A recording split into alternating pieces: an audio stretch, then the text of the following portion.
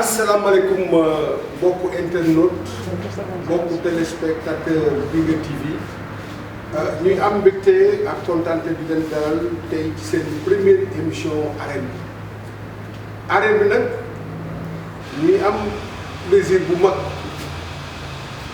di ko ubbee ak koo xam ne c'est un homme multidimensionnel nekk un acteur sportif.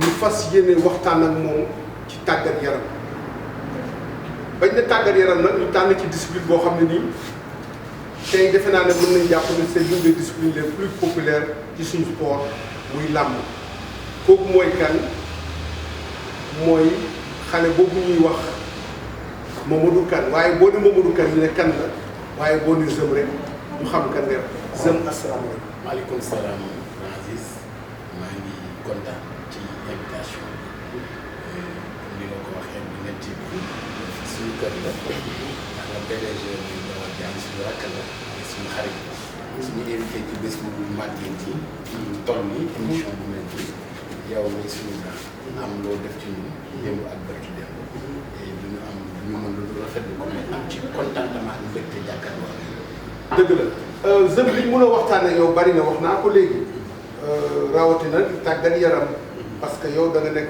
en transversal ci làmb ak ci football mais tey làmb la ñuy jël te may fàttali téléspectateur bi mooy première émission ah Zeum suivre nga làmb Zeum xam nga làmb Zeum gunge nga làmb mais d'abord dañuy commencer rek ca commencement mooy Zeum Parcelles Assainies gi ñu nekk yan mbër ñoo fi njëkk a gimmee ko. waaw loolu dañ ciy sant trop parce que comme ni nga ko waxee rek dañ ciy sant yàlla ñu bokkee wala yàlla mooy mu fekkee premier numéro. muy arène bi bu Biga TV c'est pas donné à n'importe qui grand Aziz di ko présenté Zeum di ci tontu donc kon tur wuy na borom. alhamdulilah la ñuy wax ñëpp ñaan yàlla numéro yëpp aussi ñu fekkee ko. et macha allah Parcelles aussi dëkku làmb la. dëkku mbër la. su ñu waxee dëkku làmb la mooy que ni banlieue la beneen bi topp mooy dëkku suuf la ku ne xam ne ne xale ci suuf lay fooyee bëri macha allah ba tax na aussi ñu fi njëkk a bëri ay xale lañu ba léegi sax peut-être dañu teel a bëri rek arrêté làmb bokk na ci ñoom Ousa Sow bi nga xam ne Fass la bokk équipe Fass mais dëkk Parcelles yu bëri na dañu yéex a xam loolu moom mooy famille Alisson ñoom Fass la nekk mais Parcelles yu dëkk fi lañ yaroo fi la ñu màggee bokk na ci capitale ni ko xale yi doxee capitale Parcelles Assainies unité 10 fa la ñoom Mathia Prera dëkkoon ñoom Yaram Gueye ba ci lutte gréco-romaine bi nga xamante ni Papa Ousa Sow mooy magu Papa Sow. mooy magu Papa Sow ñoom ñu lay am bàyyi ak seen papa Alisson ba loolu Fass mais dañu teel a ñëw Fass boobu ñoom xale lañu mais terewul ñuy servir équipe Fass mais Parcelles lañu dëkk yàgg nag depuis unité 19 fii rek la ñu dëkk ñuy félicité ñu encouragé Papa Sow ci combat bi mu jëm ak Siteu di ko ci ñaanal donc parce que yàlla defal ko ci ñaan ko am macha allah comme ni ma la ko waxee même lutte gréco-romaine bi nga xam ne. waaw Zeum bala nga dem ci lutte gréco-romaine bi mais dafa am tey champion boo xam ne. parce que àggaguñ ci écurie yi. ok alors ñu ngi ci champion yi nga xam ne dañ doon ngemboo fii Parcelles Assainies. mais foo bàyyi Moustapha Gueye unité 13. waaw gis nga loolu yëpp xam nga grand Aziz dafa fekk ne que tey émission bi dafay ala daw. waaw parce que jàkkaarloo bi day mel ni tey tey il faut ñu waxtaanee lu bari. très bien xale Parcelles yi. dëgg la xam ko ñu xam ko. waaw boo déggee. waaw ñu ñëwaat ci histoire moo tax boo déggee ma naan la lutte gréco-romaine bi. dafa amoon ay mbër yoo xamante ne bii. dañu dëkkoon Parcelles. mais ci lutte gréco-romaine lañ leen gënoon xam. te buñ cité Pambay entraîneur Modou Lo bii nii. dem na fu nekk ak équipe nationale ñu bëri xamuñu ko. te tey laaj na doomu Parcelles yi. Diouf Alioune Dione. mais maa ngi ñëw Alioune Dione boobu moo doon seen entraîneur. ba pare Alioune Dione boobu dafa amoon ay seex yu ne Ousseynou Assane yoo xam ne ay rakkam lañ ne bokk ndey ak baay nekkoon équipe nationale dem fu nekk si àdduna ànd ak Alioune Dione amoon na ku ñuy wax Wuri tey nit ku màgg la bokkoon ci xam nga laata fi ngay dégg nii nekk ñun yëpp dañu yàgg ci làmb teel a làmb mais dañu basé woon ci écurie ci lutte gréco-romaine. waaw ñu ñëw ci dóor. waaw mu mel ne kon. waaw làmb yàgg na Parcelles. waaw mel na làmb yàgg na Parcelles. parce que Moustapha Gueye boobu ngay wax combat yu bari Parcelles Assainies la ko ngeen. dëgg la ñun ñëpp ñu nekk ay xale ay jeunes. di ko ci gunge di ànd ak moom. parce que Parcelles dafa mus a nekk benn bopp Parcelles dafa mus a nekk dëkk boo xam ne dëkku sot la dëkk boo xam ne dëkku benn bopp la képp ku fi nekk rek yëngatu ci dara et Parcelles yëpp dañuy nekk sa ginnaaw jàppale la moo waral tey nii et Modou Lo bi mu kaalawoo roi des arènes mu ñëw. danañ ci ñëw. Dame Souguer. ngemboon na Parcelles. ngemboon na Parcelles bëri Dame Souguer ngemboon na Parcelles. Balla Gaye 2. Balla Gaye 2 ku ne xam ne sax bokk nañ ci ñi nga xamante ne bi tey xale yi di bëri tey dara ko ci Khadim Gadiaga ba ci ñoom Zos wàcc ci ñoom Talla ñoom Malick ñoom ñëpp bokk na ci ñi nga xam ne bokk na ci ñu leen ñam la pour ñu bëri parce que daf fi dëkkoon di ngemb di bëri ji xale yi di ko topp mais bu wàccee da daan ñëpp Pikine xale yi di ànd ak moom dem di entraîné ji biir kër Falaye Baldé donc kon làmb yàgg na Parcelles. dëgg la tey yaa ngi wax ne Parcelles dëkk suuf la. may fàttali Ablaye Diaw mus na ma ne Aziz ma ne ko amu ne ma l'avenir de la lutte est aux Parcelles Assainies ba moo koy wax ak lii am na 20 ans. tey feeñ na tey defe naa ne feeñ na roi des arènes. Zem maintenant bu ñëwee ci ñi nga xam ne ñoom ñoo fi njëkk a ngemboo fii Parcelles. ñu ñëw maintenant ci écurie yi nga xam ne ñoo fi njëkk a juddu. Tey defe naa ne yow écurie yi juddu fii yëpp. fii la fekk tey mais ci fàttaliku ban écurie moo fi jiitu. waaw écurie Rock Énergie moo fi jiitu jëm si yàlla Demba Dia bokkoon ci ñu ko taxawal Parcelles yëpp nag vraiment keroog nekk ci ginnaaw ànd ak moom taxawal parce que fierté la ñu taxawal Rock Énergie parce que aussi mooy li may wax rek. xale yi dañu màgg. xat Pikine Parcelles am aussi ay mag yu leen mën a jàppale. ñu ne leen pourquoi pas ñu waxtaan. taxawal ko indi Cheikh Demba Dia mu ci dëkk. loolu moo waral tey. comme premier entraîneur ñu am Pambay. Pambay ba léegi nii moo fa nekk. bon ak génération ban ñoom. waaw dool fa taxawal yaa ngi dëgg ma pëtaxal rek. waaw Juga Dia. waaw Juga Dia. waaw njëkkoon na fi nekk Fass bëri ji. dëgg la te Parcelles la dëkk. ay rakam ñoom ndaw ñoom ñëpp nekkoon écurie Dakar donc xam nga ñun ñëpp te Juga Dia champion la. bër mu mag la.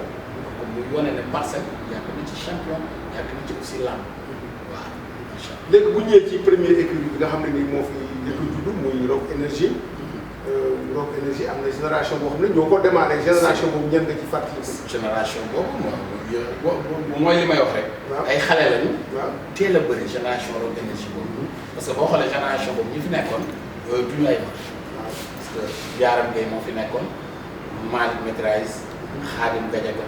Zos xam nga Mathia Préra xam nga mu ngi fi woon donc ñooñu ñoo fi nekkoon te ñooñu ba léegi xale lañu dañu teel a bàyyi bëri rek bi ñu demee nag am beneen génération bu ñëw moom la ñuy wax génération ñoom Garga Mbossé ñoom Super Jamono ñëw ñoom Baye Pël ñëw xam nga mais génération boobu fa la Modou Lo bokk fa la bokk mais ñooñu dañ ko njëkk a bëri rek mais moom génération boobu la bokk parce que boo xoolee Super Jamono boobu moom ak Modou Lo ñoo njëkk a bëri seen premier combat arène Assane Diouf le 15 juillet 2006 Assane Diouf promoteur bu ñuy Khadim Fall moo ko tëggoon moom itam doom Parcelles ñu koy ñëw defar bu baax la vraiment macha allah di bu baax di wax ay valeur yàgg a sonn ci làmb donc di wane ne rek gis nga xale yooyu nga xam ne moom laa fi lim léegi donc yàgg bokk ci mbër yu njëkk a bokk ci Rock Énergie mooy ñooñu Khadim Gadiaga mi bokk na ci ñu njëkk a bëree grand combat fàttewuñu ñoom Dolf ñoom Dame bu Unité 5 xam nga ñoom nekkaat xale yooyu xam nga vraiment ñoom laat tey ñoom ñoo nekk ci équipe bi sax di jàppale Pambay xam nga tey loolu vraiment dafay neex tey ñoom émission ñoom ñëpp ñu fàttali ko tudd leen donc vraiment day nekk loo xamante ne bi macha allah. vraiment xam day Zem bu ñu taxawee ci écurie yi. Zem gis nañ ne maanaam écurie yi actuellement bari na Parcelles. tey ndax bariwaay boobu wàññi doole écurie yi am déet comme parce que tey boo dee Fass nga def benn écurie. nga ne Médina benn écurie. te yooyu yëpp ay quartiers yu mag lañ tey. est-ce que tey xalaatoo na de écurie yu bari tey dem na ba wàññi doole écurie fii ci Parcelles. waaw surtout mën na bañ a wàññi doole comme mën na aussi ci gisin ak doxalin mën na ko wàññi parce que boo xoolee aussi Parcelles dafa màgg Parcelles dëkk bu rëy la aussi quoi qu'on dise donc beneen bi topp mooy que si champion loolu day wane ne rek champion yu bari nañu mbër yu bëri nañu mais aussi mbër yi am nañ objectif ak vision bu mag parce que boo xoolee équipe bu mel ne Rock Énergie nga dem fa fekk fa champion yu fi lim léegi Modou Lo ak ñu fa nekk ñëpp tey ñu dem ba ci biir ku mel ne Garga Mbossé wala Zos toll fi mu toll ci làmb ut li ñëpp ut ci làmb daan ne wax dëgg yàlla kat ñun jot na ñu beru ñu may leen ñu jàpp rek dem dóoraat beru fa aussi nga gis vraiment Zos fi mu yóbbuwaat làmb Garga ñëw am fu mu ko teg donc loolu day wane ne rek tey vraiment xale yi nga dem Parcelles mbooloo fekk fa ku mel ne Moussa Dioum ku ne xam ne dootul werante champion mën a bëreem fekk fa ay xale yu bari nekk ci ginnaaw ñoom Yanda ñoom Franc xam ne barki dem rek daa moo jël meilleur lutteur 5 jël open drapeau chef de l'État médaille d'or CEDEAO individuel ak club xam nga ku mel noonu champion bu mag la xajul fenn donc ku mel noonu ak ñoom wóbbali nekk ci wetam ñoom sama turandoo donc vraiment ñoom vraiment laadum xale yooyu nga xam ne tey macha allah kenn mënul tudd làmb bàyyi nekk tey ñooñu vraiment tey nga dem écurie Birame Ndiaye fekk fa xale yi xale yu mën a bëre macha allah mën a bëre lool sax waaw dégg daal fu nekk ñoom Pape Morlo champion yu mag yooyu nga dem écurie Mandé fekk fa xale yooyu nga xam ne ñoom daan seen nga xam ne jinne lañ ci wàllu làmb ñooñu xajawuñoo kenn donc loolu day wane ne rek champion des Parcelles pro ak école du Mathieu Préra voilà gis nga école Mathieu Préra baa ngi noonu donc xale yu mën a bëre ne fa macha allah vraiment ñu leen di suivre bu baax nag vraiment ba ci Grand Médine bi unité 22 am na beneen écurie bu fa nekk vraiment magum ne fa non vraiment grand yi daal Parcelles ñu ngi sant yàlla bu baax ci côté boobu. waaw macha allah Parcelles ñu ngi sant yàlla moom la Zëm kan wax.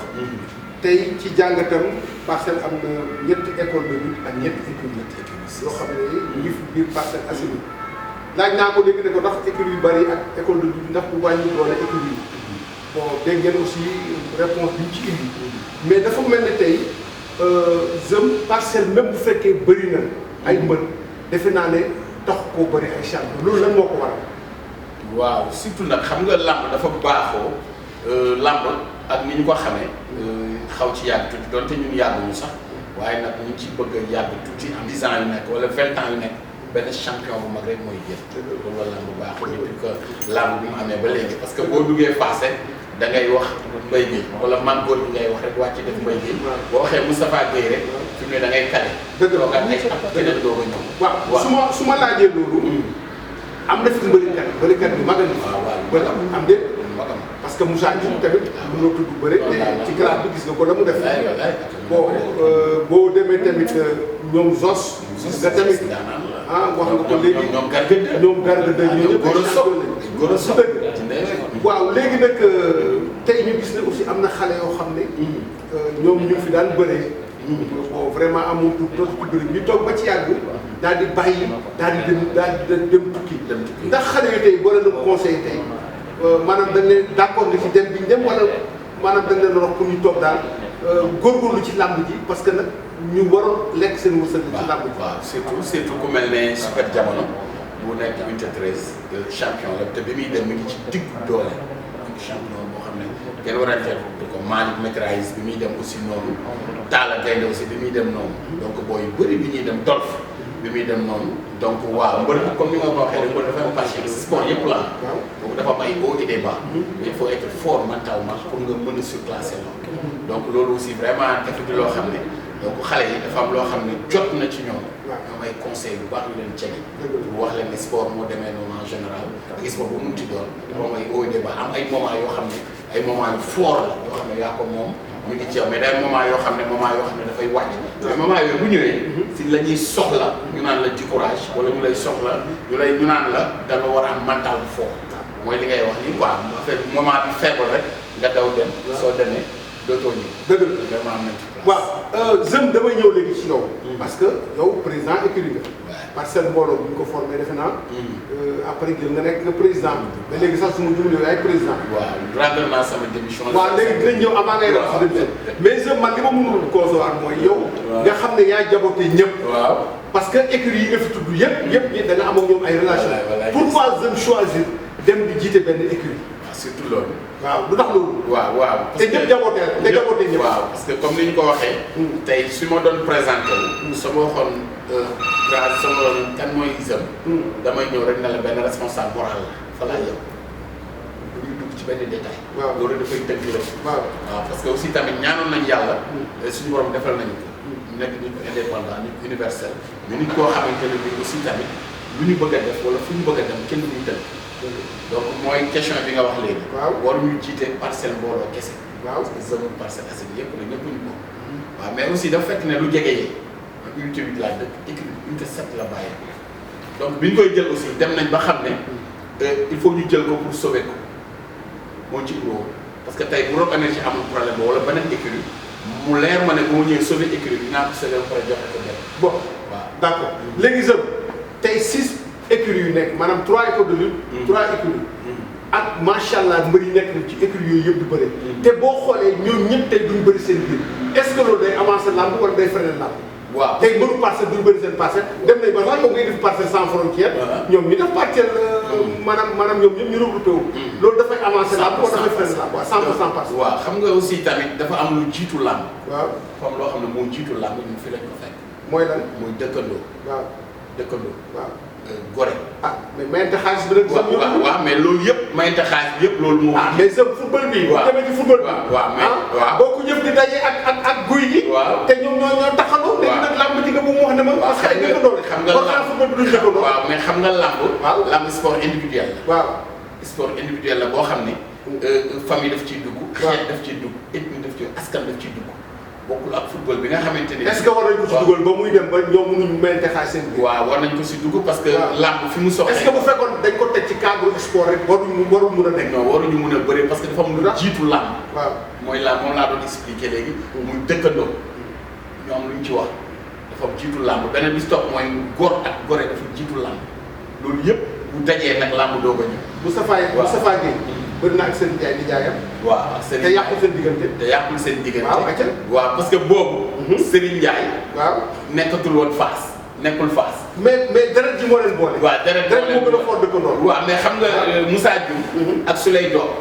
waaw bëri nañu te pourtant comme ni ma ko waxee Souley Dor nijaay la ci moom. waaw lu bëri. waaw mais yàq na lu bëri. waaw yàq na lu bëri. est-ce que lamb aussi waroon travailler ci mentalité bi ba wax xaw am dépassement boobu. waaw parce que xam nga sport individuel. parce que boo xoolee sax li nga xam ne xew na fi di ñaan yàlla mu gaaw fi jóge. ñaan yàlla muy feebar pandémie bi nga xam ne muy Covid 19 bi. boo xoolee état bi dimbali na ñëpp ba mu des lamb seet boolu ñëpp kenn ku nekk jox na la mais déggoo kenn ne joxul lamb déggoo benn lamb ne joxuñu ma lu tax joxuñu ma. parce que sport individuel la. waaw boo gisee ma taxaw foofu. mooy tey dama gis ay maanaam coalition laa koy tuddee. waaw wax ci benn plateau nee na aujourd'hui coalition yi. mbër dina bëri waaye adversaire day néew. parce que tey bu fekkee waa Guédiawaye dañ ne duñ bëri seen biir. waa Pikine duñ bëri seen biir. waa Parcelles duñ bëri seen biir. dem nañ ba ay xaritoo tax ay mbër duñ bëri. est-ce que loolu esprit sportif bi dàqu maanaam rey ñu esprit sportif bi sax. waaw mais président Grazis. waaw da ngay fàttali il faut ñu fàttali nit ñi ne làmb. waaw làmb bi ñuy pratiquer nii. waaw muy émission bi ñuy def arène bi ñuy def nii. waaw làmb bi fii lay am ci suñu réew Sénégal gii. du sport boo xam ne importé nañ ko wala sur le plan international sax di nga koy gis bariwul. donc Sénégal la yem. donc ñun doomu Sénégal ñoo ko créé di ko def muy benn jeu boo xam ne ñu ngi koy def mais jeu la boo xamante ni foo agré la waaye ku ñu gañ a nga rus. donc ay ñi koy def aussi xool lu ñu ci jiital ba pare di ko def sport bi fii la yem ñun ñoo ko créé muy bëre donc ñi ko war a def mooy ñaar soit ñu ñàkk a xamante mais mënuñu dëkk di ko def mënuñu bokk jëmukaay di ko def loolu waa nday tukki mun tal Parcelles Assainies ñun ñi nga xam ne ñun ñooy doom Parcelles ñaanutuñ ko yàlla parce que Ouza ak Papa ak Ouza ak Moussa ñu bëree nañu. waaw Modou Lo ak Papa Sow bëree nañu. waaw mais. naqari ndax loolu bi mu amee dafa yàq seen relation am déet. dafa mel ni sax bañ jógee seen relation léegi la gën a dëgg. mais dafa yàq lu bëri. parce que bu ñu la waxee li ci ne yëpp. bu ñu la ko doon tënkal si émission bi doomu aadama war ko seetaan mbir yu bari xew na ci am na ñu ci ñàkk seen bakkan lu méttee métti xew ci ñun ñaanuñu yàlla loolu ñun waruñu nekk mag sax ñu seetaan lool. parce que mooy li may wax rek ñun ñoo ko moom créé ko mu yam suñu biir mais dafa am loo xam ne mën na ko jur loo xam ne suba.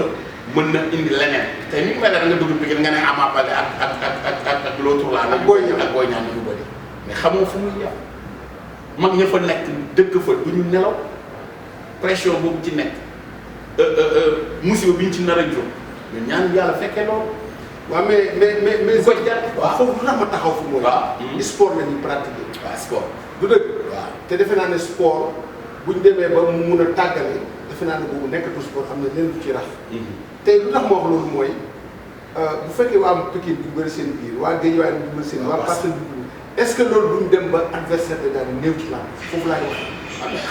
xam nga déjà lim nga Fass. waaw lim nga Guédiawaye. lim nga Pikine lim nga Parcelles Assainies vraiment je crois que bu fekkee rek dañu bëgg a bëri. waaw Parcelles rek ak Pikine mun nañoo bëri at bi yëpp ñoom ñaar te benn équipe du bëri. te duñ bëri seen biir. ñoom ñaar Parcelles te duñ bëri seen biir. waaw Parcelles Pikine kese. mais enjeu bi tax mën nañ jël at bi yëpp. enjeu bi. waaw tension bi yooyu te pa jëm loolu dafay neexal làmb nag. ah mais dafay neexal mais aussi. dafa tension nag mooy neexal làmb. yow mais Pikine mais Parcelles Guédiawaye. waaw mën nañoo bëri. waaw tension am mu neex.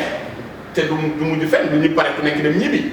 xam nga mais pourquoi ñu bëgg Guédiawaye bëri seen biir Parcelles bëri seen biir Guédiawaye bëri man je trouve que làmb ñun dañ ko tuddee sport sax mais pour man du sport. lan la parce que xam nga sport. déet du sport lan la. waaw moom laa lay maa ngi ñëw. xam nga sport tey bu ñu koy wax. li nga wax nii. war na mën a nekk war na mën a nekk. très bien sport en général. waaw ko définir yow sportif bu mag la au niveau. football nga xam nga lu bëri ci sport. sport dafa am lu muy boole mais warul taxal. dëgg la mais lamb dafay jaxase donc war nañ ko utal tur. waaw Zem ma laaj nag yaa nekkoon président Parcelles mbooloo Moussa Dioum ak ñoom yàlla xale yooyu yëpp. tey lu tax nga bàyyi. waaw juste rek Aziz comme ni ma koy waxee ci site yi bëri waa suñu lamb aussi ñu wax leen ko maa lay wax rek di ko waa Binga TV aussi di wax ni depuis le 25 bi lañ ci jël démission ku ne xam ne écurie bi depuis 2009 lañ ko créé et man maa ngi jël fonction en 2012 pratiquement officiellement parce que 2012 la récépissé bi génn donc mën naa ne ci président bi njëkk yi la ñu bokk donc mais ñu koy sant yàlla mais juste rek pour wax ne dafa am ñu ci àndaloon ñuy ay xale màgg nañu léegi ñun aussi wax nañ ko sànq ci biir émission bi te tolloon ñu fu ñuy tënkoo fenn rek ci Parcelles Assainies wala Dakar wala Sénégal maanaam Zem ñëpp la daal. voilà léegi man voilà fii parcelle ñëpp man doomu parcelle la patrimoine la kenn mënu ma séddoo dañ may bokk rek macha allah ñaanoon nañ ko suñu borom waxoon naa la ko sànq ba yàlla may ñu rek ñu nekk ni universel. mais est-ce que mën nañ xalaat Zem dem beneen équipe rek. non ndax loolu ñu tamit. bëggatuma exercer fenn comme président. mais bëgg naa nekk benn responsable moral boo xam ne biir Parcelles Assainies. maanaam dem ci benn staff jàppale. non pas staff mais ñaanuñu yàlla sax benn écurie am problème ñaanuñu yàlla. benn xale maanaam bu war a conseiller technique. waaw écurie yëpp doomu Parcelles Assainies ñëpp. waaw dara am loo xam ne waru am ñagas na mu wootee waxtaan. donc voilà loolu la ñu bëgg a doon te incha allah war ñu koy ñaan waa Parcelles parce que jox nañu confiance boobu. benn bi topp aussi écurie bi nga xam ne mooy Parcelles mbooloo xale yi màgg nañu. il y a des jeunes cadres il y a des intellectuels yoo xam ne wax dëgg yàlla bi ma àndee ak ñoom pendant 10 ans yëpp gis naa ne wax dëgg yàlla ñu ngi góorgóorlu ñu ne pourquoi pas man ni ma defaloon ba jàppale ma ba ma egsi fii tey 10 ans yoo xam ne vraiment amul benn jàpp rek a fa am pourquoi ñu jàppale suñu rakk ñu dem aussi exercer donc loolu moo ñu animé ñu libéré écurie bi wax dëgg yàlla teg ko ci ay loxo yu wóor aussi. waaw léegi nag ñu ñëw ci actualité bi. quand on parle de l'actualité on parle du lutteur actuel. muy Modou Lo bu Rock Énergie tey Parcelles tey. bu yor roi des arènes tey muy lutteur bi njëkk a dugal roi des arènes ci Parcelles. tey xale boobu tey yow maanaam nan nga gisee progression ci làmb bi. ah mais qui fait notre fierté à Modou Lo vraiment def na suñu fierté. te di ko ñaanal yàlla kenn du ko remercier dañ koy ñaanal yàlla yàlla bàyyi ko fi yàlla sàmm ko aussi ba nga xamante ni nga xam ne mooy waa mu jikko ñëpp doon passé parce que wax naa ko démb rek ci benn si de sala tumi daa woon roi des arènes am na ñoo xam ne tey boo leen yeewoon tey Cheikh Demba Dia boo ko yeewoon tey ne ko Modou Lo indi na la roi des arènes xol bi dina set wala foo ko foog la ci àjjana nga ne ko Modou Lo indi na la roi des arènes xol bi dina set yéen si yàlla Eumeu Sagna suma xarit ëba Boubacar Sagna ëba soo ko yeewoon ne ko Modou Lo kaay woon na roi des arènes bi dina set ay Aliou Seye ñu te diis ay ñu bari ñoo xam ne tey doomu Parcelles la vraiment njaago jëm si yàlla machine grande ñu ñëpp boo leen waxoon tey Modou Lo kaala woon na roi des arènes indi la ko je crois que loolu fierté donc Modou Lo su ko amee tey nekk fi tey ñun ñu ne fi laaj na ñu fàttali ko ñoom mais aussi ñu gërëm ko moom sant ko ñaanal ko yàlla quoi roi des arènes jikko te mu yàgg ci moom loolu parce que mën na ko wax dëgg yàlla macha allah. waaw tey bu ñu taxawee ci maanaam ci làmb ji aussi Modou Lo mu ngi jëm ci combat bu mag muy combat mag Ama Baldé tey ndax Ama Baldé tey adversaire la boo xam ne tey mën na maanaam mën na indi jafe-jafe Modou Lo ci sa gis-gis yow.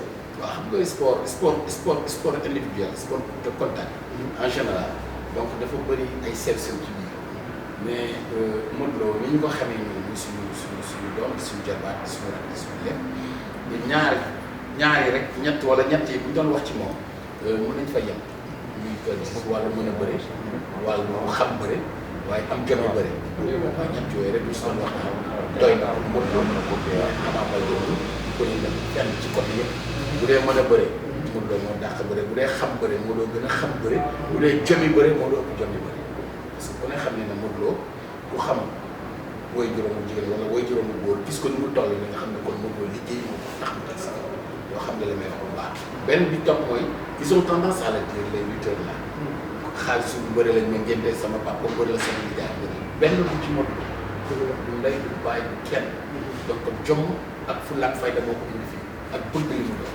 kon tey moom su ne am mën naa am roi des arènes wala mën naa tànn nit kenn warul weddi leen parce que liggéey moo ko fi doon na ko du leneen kon liggéey ba egg si foofu liggéey nag bokk nag dara maam Cheikh Rafa daan na ko wax liggéey ba yàlla bàyyi fay wax bàyyi jëf daa jëf ba egg si kon lu ne war na ko mën tey bu ñëwaatee tuuti ci carrière bi Modou Lo Zeub ban combat nga xool Modou Lo mu def action maanaam nga ne Modou Lo de su ma ko doon conseillé dina ko wax mu def action. waaw Modou Lo waaw Modou Lo moom. waaw xam naa daa bari na mais. waaw xam nga comme man dama ko topp mbapat. waaw xam ko waaw ba aare. waaw danaan bëre sax. combat bu ndaw. su ma wàccee stade Iba Mar Diop. fekk ko ci oto bi mu toog. su ma nee nii rek mu ne ma nii ma ñëw mu ne ma demal nga toog wala soo amee soxla doxi ko. ma ne ko mais Modou yéen di nga rey mu ne ma grand demal nga toog donc kooku daf ñu yàgg def confiance yàgg am fu ñu yóbbu. combat ak Aliou Seye numéro 2. nga xam ne booy waalo la nekk. mooy yi njëkk a bëri. waaw yi njëkk a bëri. dama toog ak suma benn xarit maa ngi koy nuyu de passage DG mi ngi Italie mu ne ma Zeub booy Aliou Seye numéro 2 bi est-ce que xam nga Sénégal moo fi dàq bëri ma ne ko mais xale la de mu ne ma déggoo li ma la Sénégal moo fi dàq bëri ma ne ko nangul nañ ko ko mais kii muy bëri mu ne ma ne ko seetaan ko ba pare keroog bi làmb jeexee daal tapp làmb bi taw wutal si dama Zeub xaw ma fu may fekk ëllëg ma ne ko wax dina ma may kii champion lañ ko si Modou Lo boobu defe naa deuxième xaw ma troisième combat la bëri kon donc ñun bu ñuy wax si Modou Lo dañuy wax li ñu xam la ñuy wax làmb boobu teg ñu laaj ñu kenn lu ñu fekke la ànd ak moom xam ko souvent ma wax ci benn site ñi di ko wëree fépp fu nekk dans Zeub daa kontaan nag xam nga boo demee nday bi sama ñaar da ko tegal ay ginaar mu kontaan rek di wax waaye li may wax dama koo xam de ko nit ñi dama ko miin de doomi góor lay ji dama ko miin trop ba mën a tas yaakaar de barki yonent bi mën a bëre grand wallaay asi mën a bëre maa ngi koy wax nee naa leen moom dong moom képp mooy teg kaamil teg ci ne damaa mën a bëre mag mu romb doo ko wéy donc amul kenn teg ne damaa mën a bëre kenn du wéy mën a bëre pire boo xam ne ko mën a bëre waaye mu ngi bëre tamit xale boo xam ne nii tamit wax nga ko. waaw dafa bokk ci gox boo xam dafa sax doon na bëre bu ñu la Fallaye mooy sa baay Fallaye mooy sa baay waaw mooy sa mag. non papa waaw Jules Baldé papa Souleymane waaw Souleymane donc famille lutteur la famille lutteur la tey mu war a jàkkaarloo ak moom te boo ko xoolee bind bi yor na ko macha allah tey alors donc combat boobu tey yow maanaam boo doon conseil Modou Lo doo koy wax ci combat boobu. xam nga Modou tollootul fi ñu koy conseil ci làmb. mun naa ko fan bi muy bëri la de guerre de rek dañu waxtaan ma ne ko Modou tollootoo fu ñu lay conseil ci làmb. bëri nga fu ne bëri nu ne daanee nu ne comprendre donc ma ne ko bëree comme loo xam ne boo fa eggee yaa koy tël sa bopp te Modou mën na tël boppam làmb parce que seetaan na Ama Baldé xam na Ama Baldé bu baax mais kenn du Grand Aziz dama lay koy waxaat fii bis bu arbitre lambee ba laaj ndax pare na ba tëj barrière yi ngay xam ne parcelle am nañu ko xam ne Modou Lo bëri loolu kaam yi gëj naa lamb nag gëj naa seetaan yi lamb mais lamb jooju dama bëgg wax xam ne waa par lamb waa parcelle waaw maa ngi nuyu nag Souleymane Baldé sama xarit la mais na wutee de grand na wutee de waaw yaakaar nga Modou Lo ak Ama Baldé xeex bay ëpp wala bëri mooy ëpp. waaw xam nga Modou dafa am xeetu bëri yu muy bëri yoo xam ne ku xamul làmb wala yàggoo ci làmb mënoo ko xam Modou day bëree loxo ak bëru ngemb bokk dafa mën a bëree làmb juróom-ñeenti clé ci ne yëpp moom benn bu ci nekk da koo xam donc xam naa ne làmb jooju daal ni ma la ko mën a waxee daal ba wax la ko mooy que ni yàlla nañ ci yàlla yóbbu ñu fekkee ko ak jàmm ak salaam day xam ne bëre gi kenn du ñaan naa ko sax ba ci démb rek Modou maa ngi koy ñaan di ko ñaan waa CNG. dëgg la waaw di ko ñaan ñëpp ne ko Modou bu la naree sonal Ama Baldé may ko mu jàpp ba pare at bi doog a sifflé xanaa kon xam nga ne ñun wóolu nañu xale ñu fàtte Papa Sow. waaw kon aussi waaw xam nga Papa aussi bokk na ci mbër yi nga xamante ni moo gën a yaru ci Sénégal moo gën a mën a joxe cër ci Sénégal yow loolu wóor na la te bëri na ci loo xam ne tey Parcelles Assainies yi tey fédéré mbër yëpp muy bëre xale boo xam ne tamit dafa am ginnaaw moom tam xale bu mën a fecc waaw dégg mën a animé mooy Ama rek ñoom dañu mën a fecc dëgg la te maa ngi ñaan Modou na ko bàyyi mu fecc toj làmb ci animé parce que loolu aussi Ama tam dañ si koy aussi nga bàyyi ko si te moo dafa mën a surtout jaaykatu café boobu waaw donc bu ñëwee xol yëpp day sedd mais bu arbitre sifflé rek nga xam ne jinna lay bëreel de Ali Sow ji Papa Sow kenn du moom dëgg la waaw donc chers amis téléspectateurs internautes Binguer TV tey defe naa ne lii lañ leen indiloon ci seen premier numéro wax naa leen ko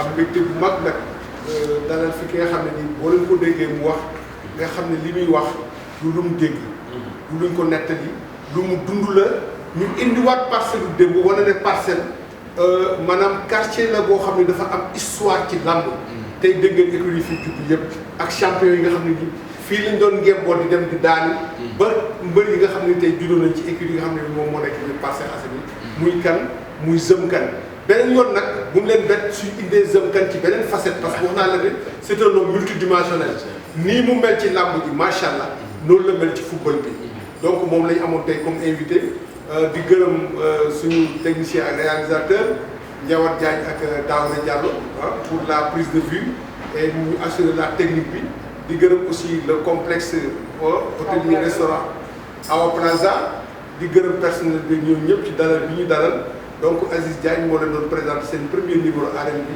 ñu leen di jox rendez-vous beneen yoon sur la même chaîne ciao ciao à bientôt.